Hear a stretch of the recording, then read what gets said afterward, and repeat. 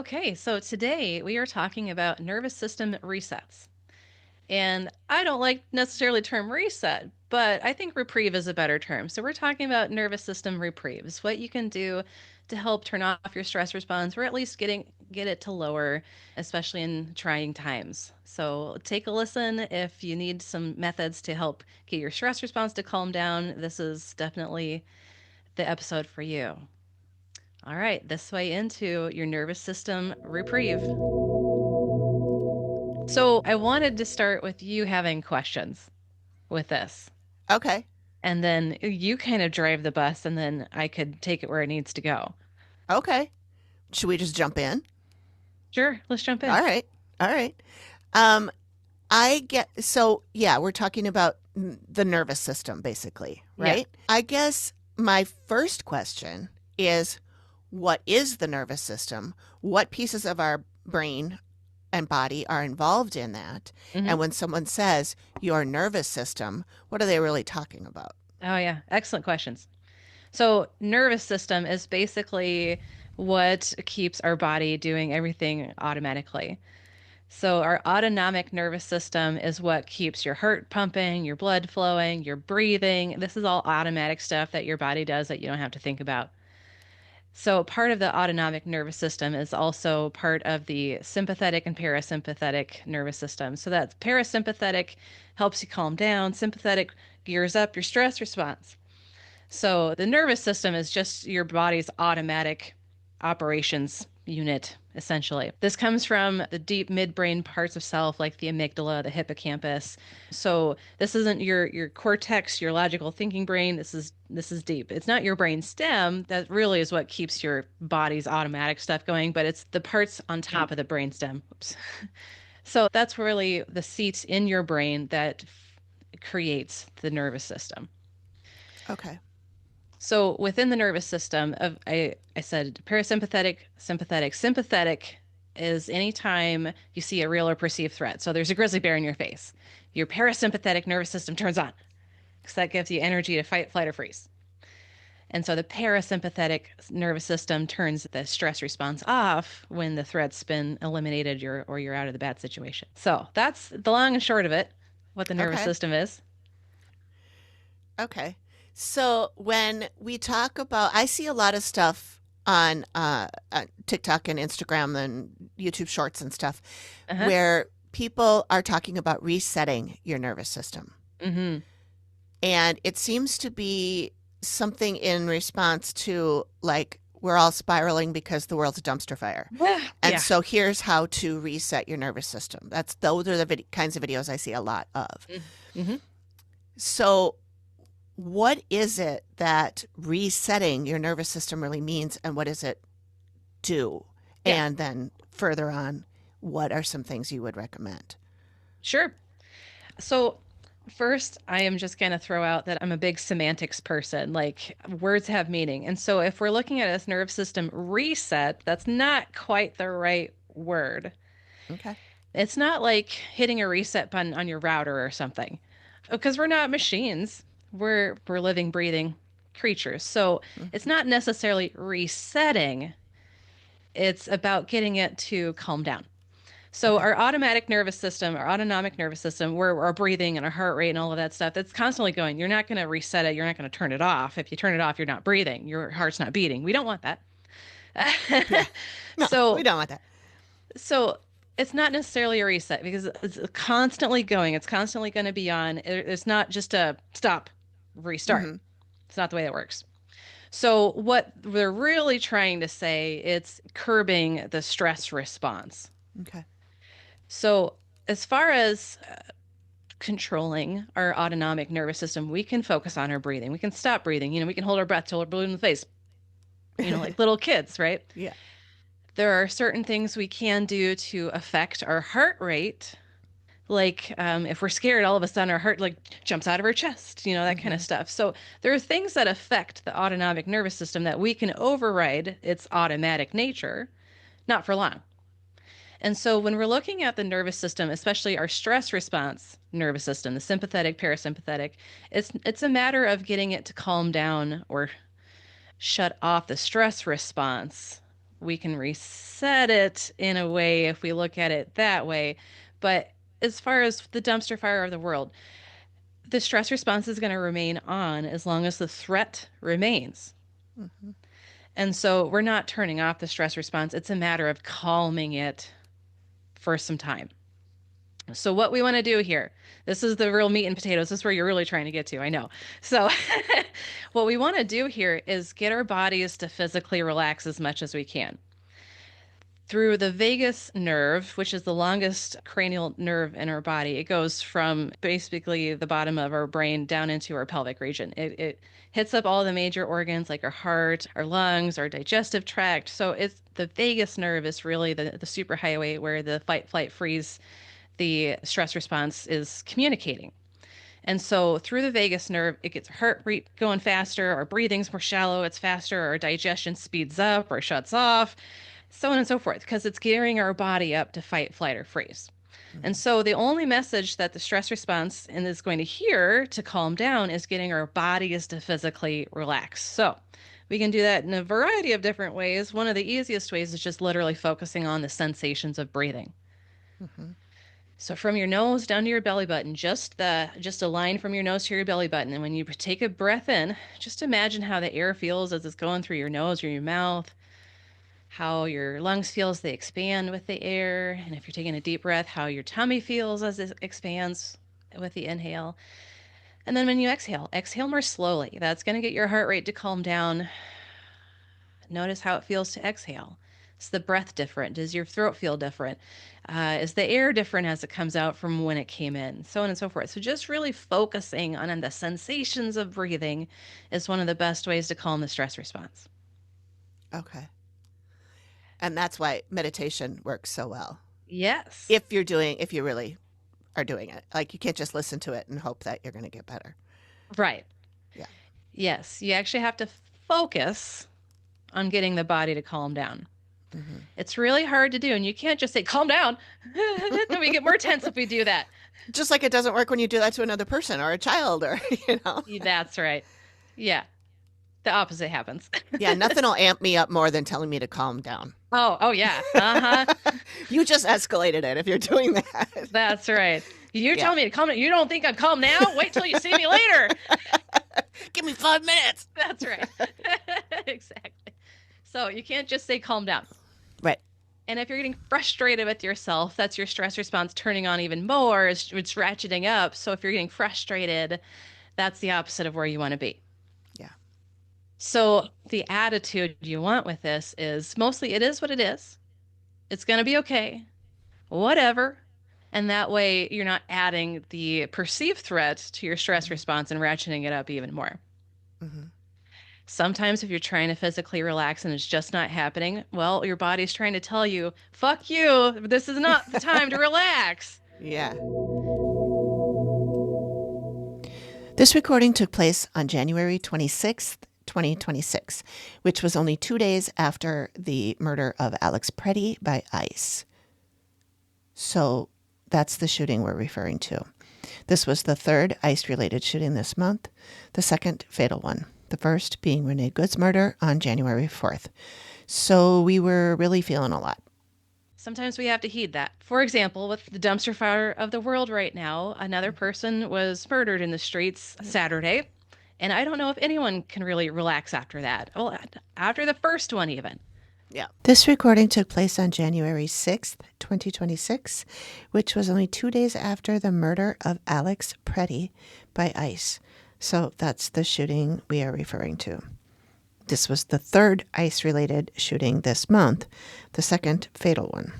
The first being Renee Good's murder on January 4th. So we were really feeling a lot. Yeah. So, with these trying times, it is really just giving yourself a reprieve. Reprieve is the word I'm looking for rather than reset. Okay. Okay.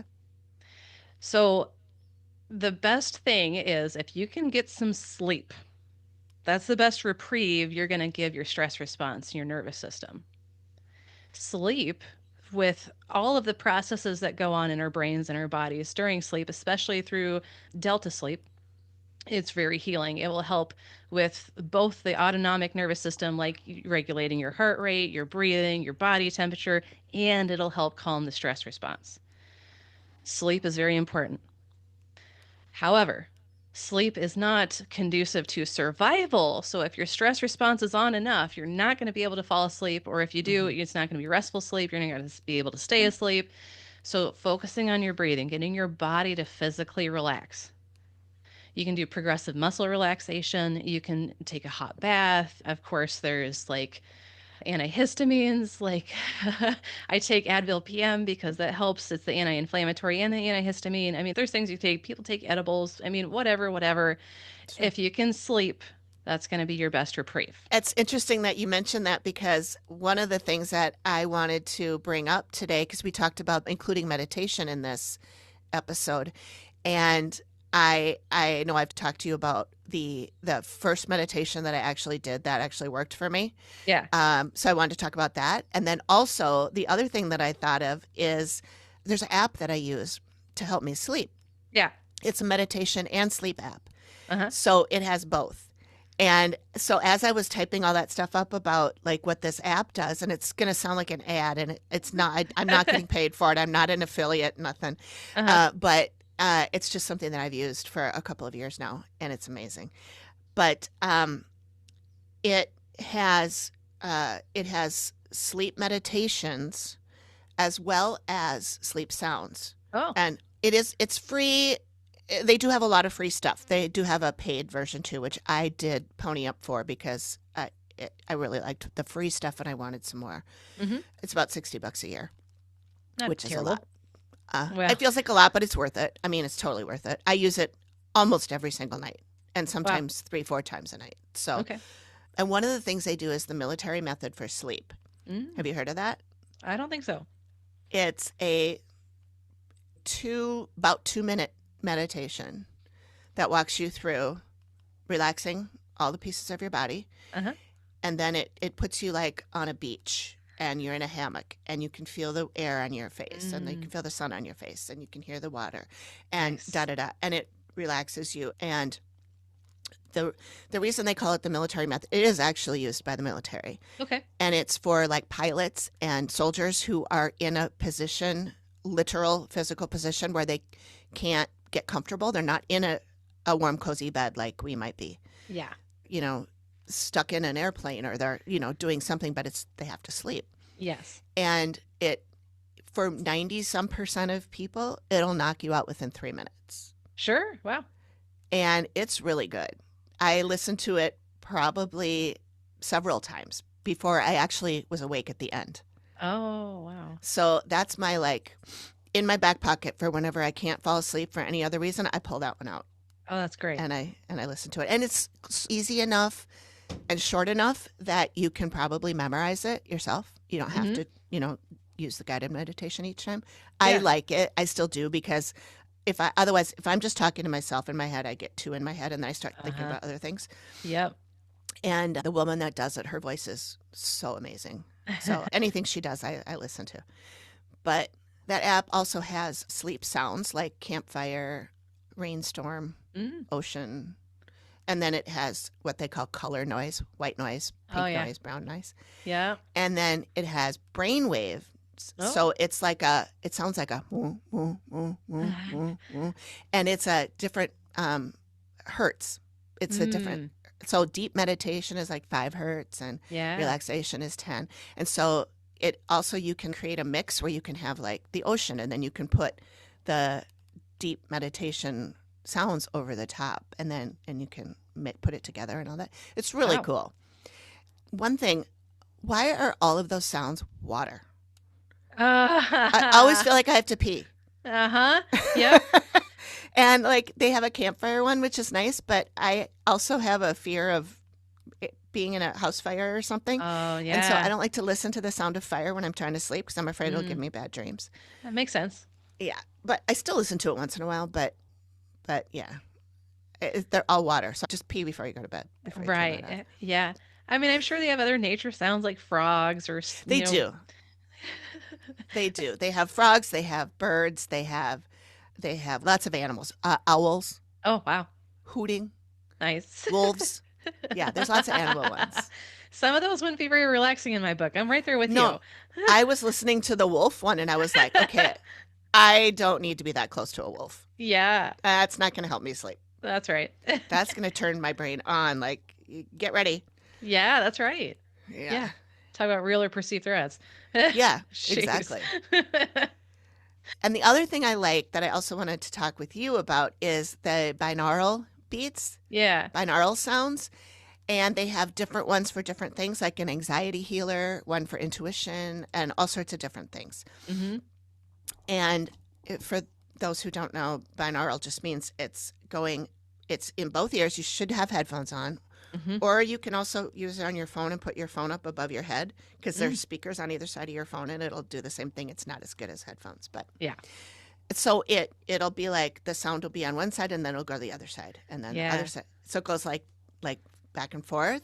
Uh-huh. And sometimes it makes me feel like I'm spinning Yeah. because it feels like you're going like this.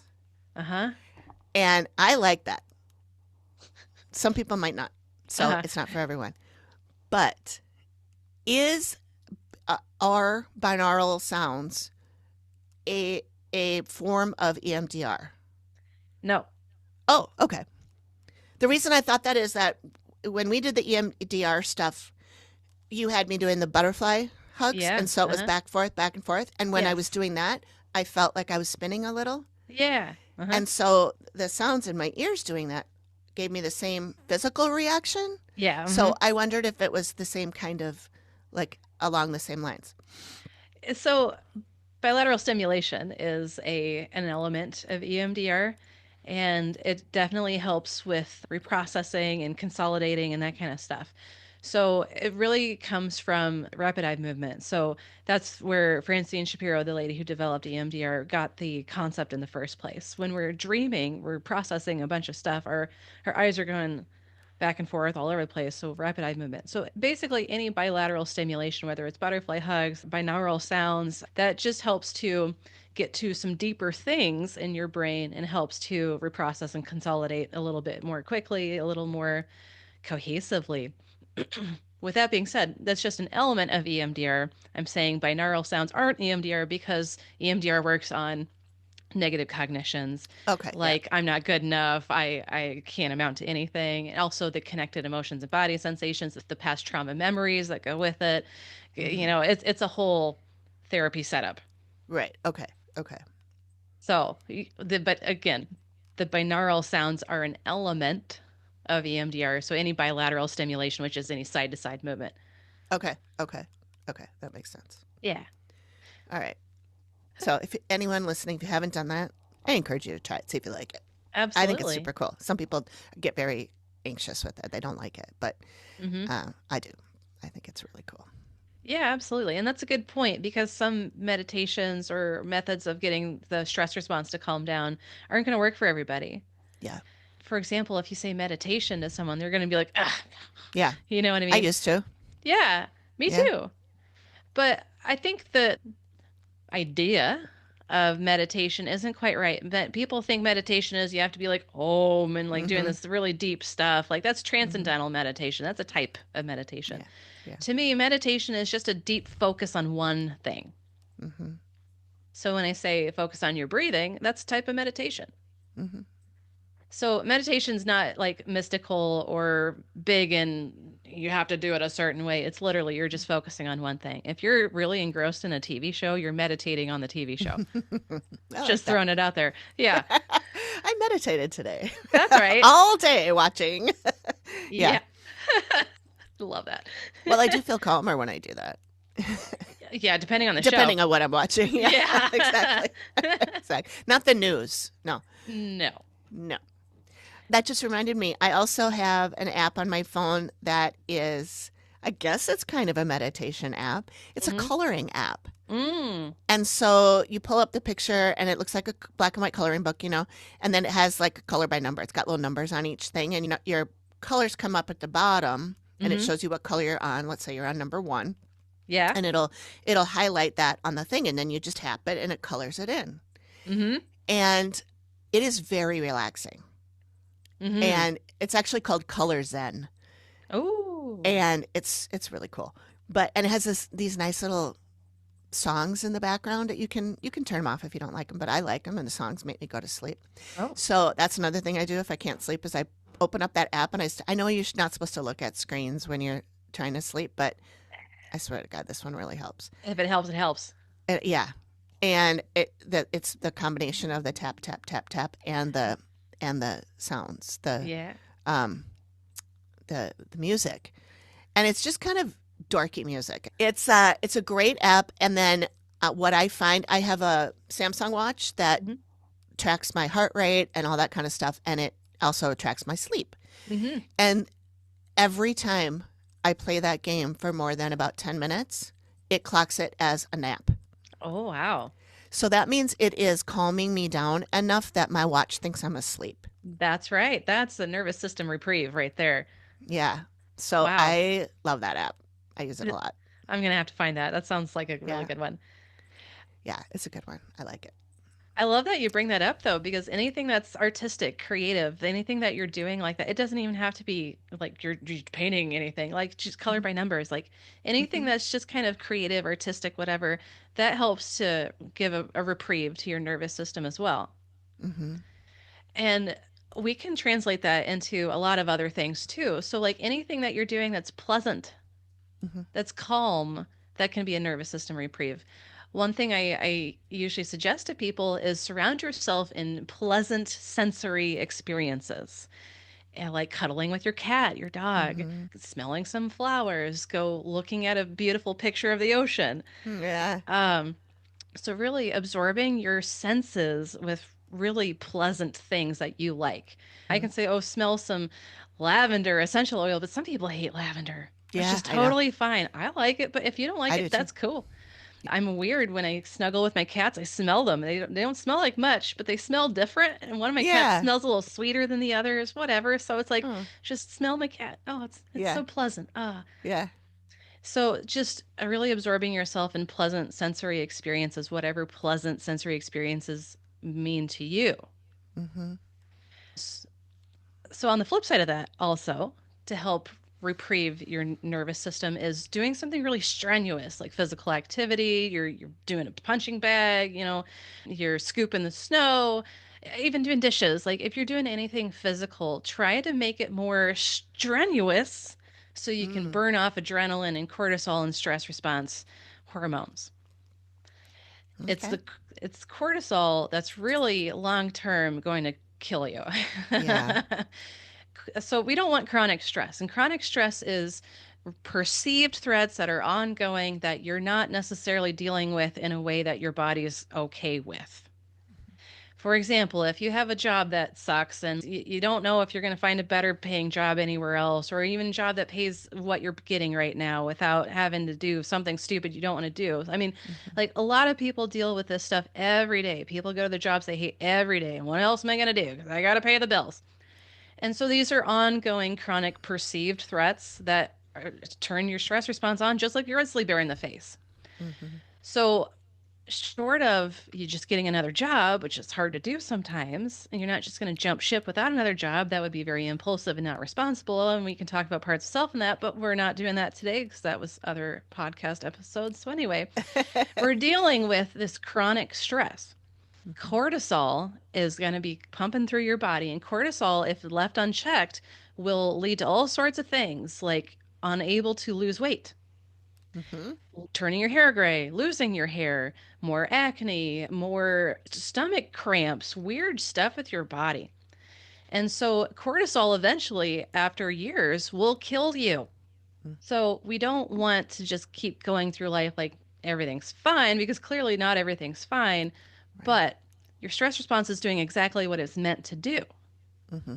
It's telling you, hey, there is an issue here. Well, we know what the issue is, and it's not an easily solvable issue. So, stress response, what do you want me to do about it? I Yeah. don't know, do something about it. That's all your stress response is there for. It's just a signal. Yeah. So, again, going back to your body is going to send the only signal your stress response hears to calm down. If your body's calm enough, the stress response will calm. And Okay. so It doesn't really matter what you do as long as it's helping to give that stress response a break, a little reprieve.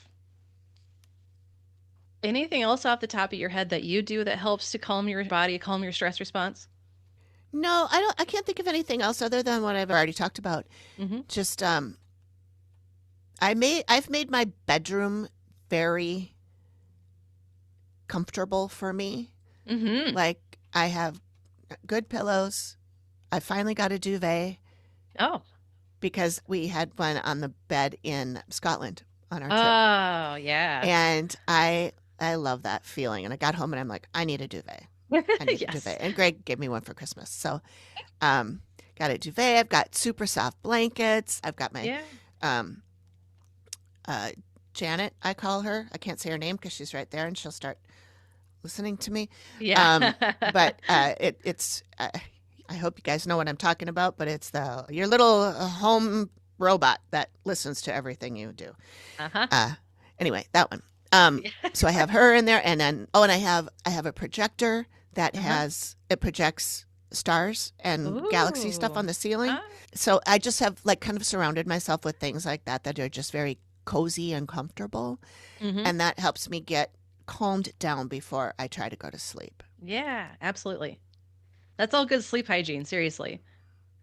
So sleep hygiene is just the stuff we do that helps our sleep consistently go as well as it can. Yeah.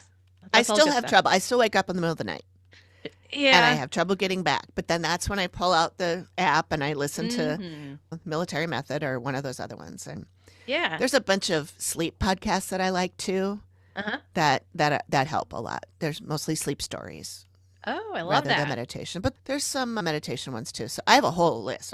I'll put them all in the show notes, but I've got tons of sleep apps that I listen to because I just like. I mean, I'll listen to them in the daytime too. I just like those like warm, cozy, cool stories that just kind of Mm. help me stay mellow. Yeah, absolutely. So Yeah, even though they're stories, if you're listening into it deeply, you're focusing on it, that's a meditation. that's true. That's true. That's why bedtime stories with kids work so well. They don't even know they're Yeah. meditating. Yeah. Yeah. There you go. There you go. I do have a question though. Uh-huh. What is the purpose of cortisol? What's the benefit? Why do we have it? What's it doing good for us? Yeah, so cortisol and adrenaline, they're the two main stress response hormones. So cortisol is what really gets your body geared up to fight, flight, or freeze. Okay. Without cortisol, we're not gearing up to fight, flight, or freeze. Adrenaline's in there too, of course, but cortisol is really the main driver. Okay. We get adrenaline in situations that we want as well, like if we're gearing up for like going down the first drop on a roller coaster. This is so exciting. Or like we're seeing our favorite band in concert for the first time. Yeah. That's all adrenaline. That's all good stuff. Cortisol is not necessarily in on that. It is a little bit because your heart's beating faster, you're breathing a little faster. It's exciting, but it's not necessarily cortisol. Cortisol is what comes with the stress we don't want. Okay. Yeah. So it's good short term. It's very good in short bursts, but chronic is not good for our health at all. So it's there to sort of alert us rather than adrenaline being there to excite us. It's Right. there to Yeah. say, not only is this exciting, it's bad exciting. Right. Okay. Indeed. Okay. Yep. Okay. And then would you say just meditation and the stuff we've been talking about is a way to lower cortisol?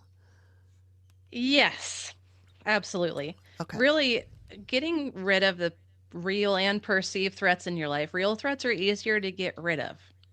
Because again, grizzly bear in the face, a car's about to hit you in the road. That stuff is very temporary. It's very kind of in the moment and it's done. Of course, if you're living in domestic violence or something worse, that's a real threat and that's Mm-hmm. chronic. Mm-hmm. So I want Mm-hmm. to make a distinction here. Some people are living in real threats and their stress response is on for a reason All the time. Yeah. all the time.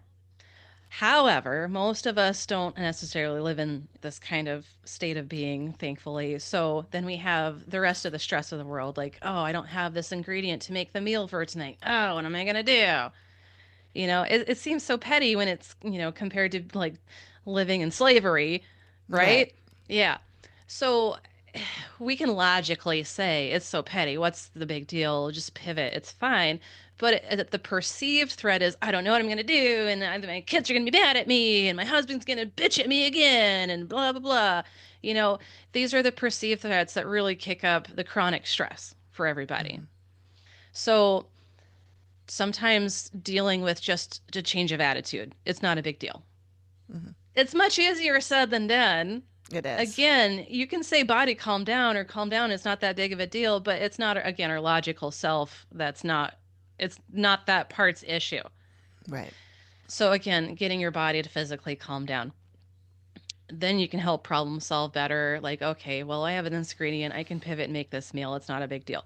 But you got to get your body to physically calm down enough first Mm-hmm. before you can reach that logic. Yeah. Yeah. So really assessing is the first step. What's going on here? Is this a real or perceived threat? If it's a Mm-hmm. real threat, what do I have to do to get out of this? If it's a perceived threat, what do I have to do to problem solve?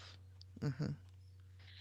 And that's the first step. The steps afterwards are much harder depending on the situation, or pretty easy depending on the situation. Sure. But really, it's just first assessing what is turning on my stress response. Mm-hmm. If my husband's looking at me like making a stupid face at me, and my stress response is going to turn on, like my assessment is, well, he's making a face at me, what the hell's going on? So if I want my stress response to calm down or shut off for the moment, like, all right, what's going on, hon? Let's deal with this and get to the bottom of it and problem What's that solve. face all about? What's that face exactly? Yeah. So problem solving, really, if it's a perceived threat, that's your best bet. But again, get your body to physically relax before you can get to that logic to problem solve. Mm-hmm. Yeah. Okay. So I want to throw out that there are some less healthy ways of giving your stress response a reprieve. And a lot of the time, it's based on positive feeling state. Mm. So, positive feeling state, you don't have to remember this, it's a clinical term, but basically, your emotions and your body sensations, if they feel pleasant, then that's a positive feeling state. So a lot of the time, if people are super stressed out, they will turn to, like, I'm just going to go drink. I'm just going to Yep. go gamble. I'm just going to go have sex. I'm going to do this. I'm going to do that. And it's to get to a positive feeling state. That is also Mm-hmm. a reprieve for your stress response. But as soon as you're not doing that behavior anymore, stress response comes right back on. Yeah. And this is where addictions really do come from. Mm-hmm. So, for example, a lot of people turn to sex. Having an orgasm is a really good way to get your body to physically relax. Mm-hmm. Not going to lie, it can be very healthy to do that, but it also can be very unhealthy to do that depending on your circumstances. Sure. So, if you have a healthy sexual relationship with anybody, I don't care who it is, as long as it's a healthy sexual relationship, you want to go bang and relieve some stress, have fun. Great. That's a good way of doing it. But if it's not healthy, if it's coercive, if it's unsafe and blah, blah, blah, it's not so great. Your stress response is going to be on still a little bit because at Yeah. least a part of you knows this isn't great. Well, what about STIs? What about pregnancy? What about, is this even a person that I'm going to like after I come? You know what I'm saying? Like, I'm being really Yeah. crass about this, but like, this is the reality of it. Am Yeah. I even going to like you after I'm out of this? Mm-hmm. Mm-hmm. And so sometimes these are very unhealthy ways of doing it. It's going to give you that reprieve. Like, for example, if you're out gambling and that slot machine's hitting, oh, this is great. This is fantastic. Everyone's around you like, yeah. But as soon as you lose all your money and you can't pay rent, wow. Yeah. Now your stress response is on even more. Yeah. So while it was a reprieve, it was not a healthy or productive reprieve. Right. So there's nothing wrong with gambling. There's nothing wrong with sex. There's nothing wrong with dabbling in, whatever you want to dabble in as long as you're being responsible and healthy enough about it. Some Mm-hmm. people argue dabbling in substances isn't healthy, period. But, I believe in moderation and harm reduction and that kind of stuff. I'm not a abstinence only kind of person. That's not how I Mm-hmm. roll. Mm-hmm. So if you're doing these things to give yourself a stress response reprieve, as long as it's not adding to your stress response later, great. Mm-hmm. But that's not what you want to do is add more to your stress response. Right. Uh, Especially when you're engaging in things that can result in regret, absolutely. like the drinking, Yeah. sex, Hmm. gambling. Yeah, Yeah. that's right. Anything that's going to cause you to do something you wouldn't normally do Mhm. or cause you to have an end result, like you said, no, I can't pay my rent. Yeah. you know. Now you've just worsened the stress that you had before you even went to the casino. Yeah, that's right. Yep. And so I just had to throw that out there because people do these things trying to Mhm. reprieve their stress response, and it's all well and good in the moment. Mhm. But again, as soon as it's not well and good, it's adding to your stress response, and now you have a bigger, real or perceived threat. Yeah. Just throw it out there, like if you're trying to party and you have kids at home and you bring some people over you haven't really met before, your kids might be in danger. Yeah. That's a real threat now. Yeah. So, I mean, there's so many examples I can throw out, but really, if you're going to give your stress response a reprieve, do it in a way that is going to be short term and long term good for you and those Mhm. around you. Mhm. Otherwise, you're just kind of screwing yourself over. You don't want to do that. There's enough people in the world that are trying to screw you over. Don't screw yourself over. Exactly. Exactly. I think another thing that popped up in my head when we were talking about cortisol versus adrenaline, Adrenaline. not Yeah. versus, but and adrenaline, Yeah. um, is and perceived threats. We right now, especially here in Minnesota, Mm-hmm. we're seeing stuff going on every day that is horrific Yeah. and scary. Yeah. I don't even want to go to certain areas. I don't even want to go outside my neighborhood, even though stuff is happening in my neighborhood as well, Oh, but just shit. not to the extent. Mm. Um, but we feel, I feel, I should say, helpless. I Yeah. feel like I want to do something. I want to go out there and scream in the streets, but I don't want Mm-hmm. to get murdered. Yep. So that I'm fighting with my own self Yeah. on I'm not doing enough. Yep. I'm a person that has privilege and I should, give up some of that privilege and go out there and get in the streets and fight. Yeah. But the honest truth is I'm fucking scared. Of If course. something happens to me, what's going to happen to my mom? Because I'm taking Yeah. care of her every day. That's right. And everybody who has kids and anybody who has pets, anybody who has Yes. anybody else relying on them, it's hard to put yourself in a position where you could be harming also the people that you love if something happens to you.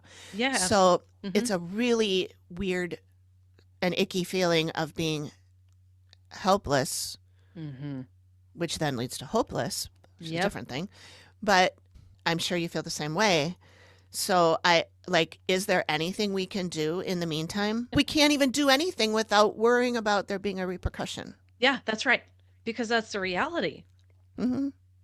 I don't want to say, oh, your stress response is over the top. Your stress response is right where it needs to be. And unfortunately, with the danger of the situation, this is all sorts of real threats. Mm-hmm.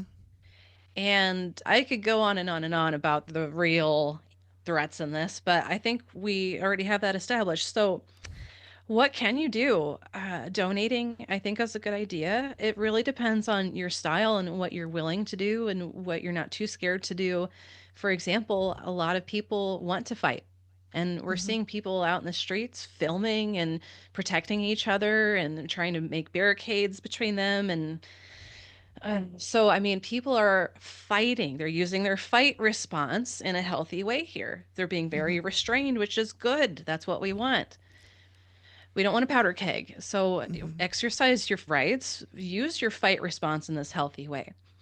Fight response is not necessarily my first branch of the stress response, it's flight. So with Mm-hmm. me, with flight, if I'm a more behind the scenes kind of person, then it would be donating. It would be trying to help organize and set up the networks of helpers and that kind of stuff.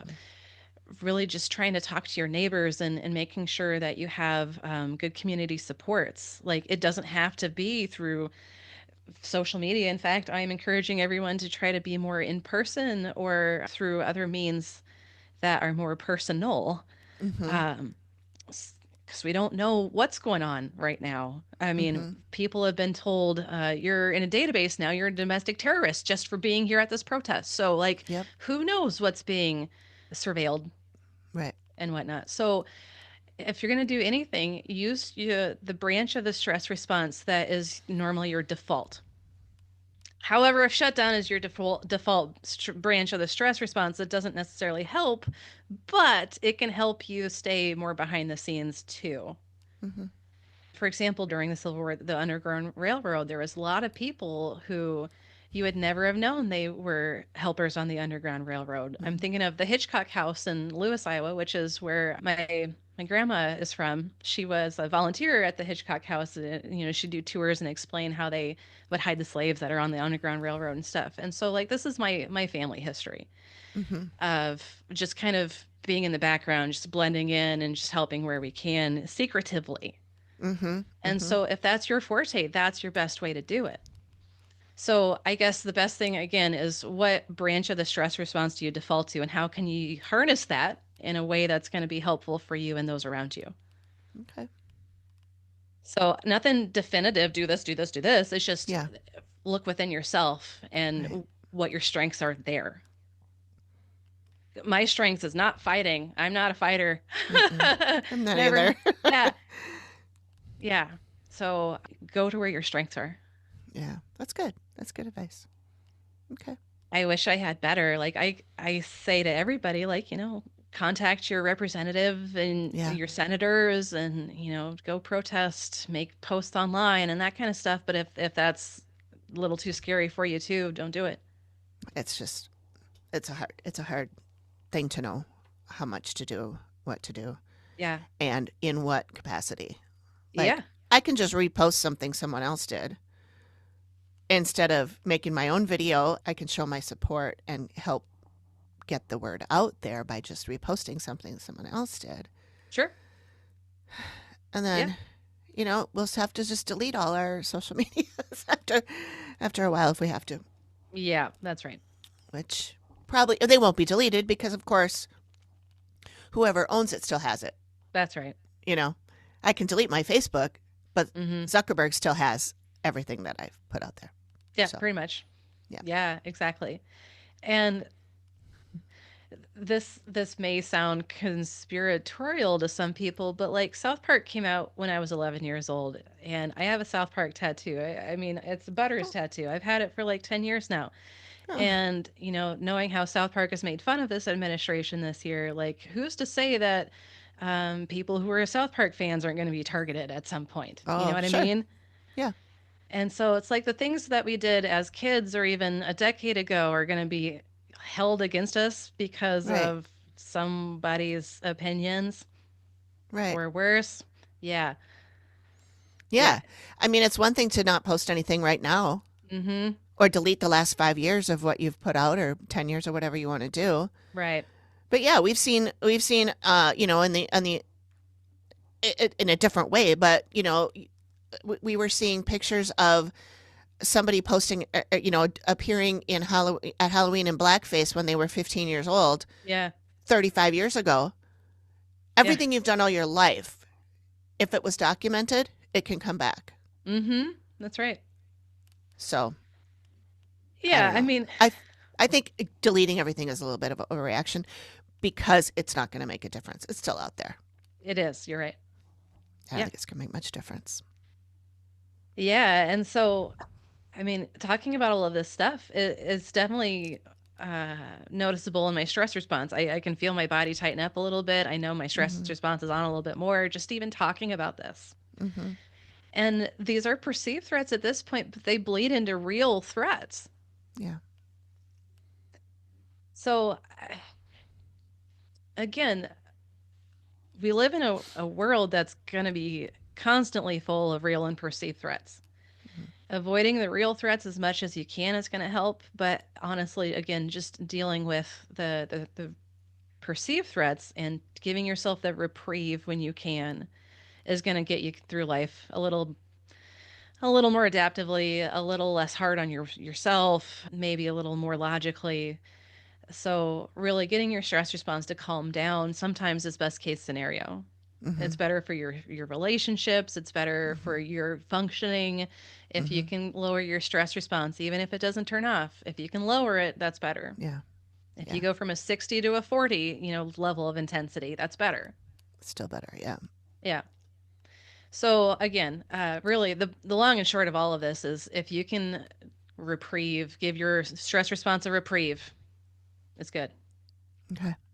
Good. All right. Well, we've got some methods to do that we talked about. So Hmm. hopefully people can use that and get some reprieve. Absolutely. All I gotta say is stay safe, everyone. Yeah, stay safe. Trying times. It sure is. This Way In is a conversation about mental health and everyday well being, but it is not therapy. Listening to this podcast does not create a therapist client relationship, and the information we share is for educational and entertainment purposes only. If you're feeling overwhelmed or struggling with your mental health, please reach out to a qualified professional in your area. Never delay, disregard, or change professional recommendations or advice because of something you've heard here. And please remember that any views expressed are our own and don't represent any licensing boards. This Way In is co-produced by Brittney Baxter Dameron and me, Amy Lotsberg, at Collected Sounds Media. I also edit and manage the show, which is part of the Collected Sounds Independent Podcast Network.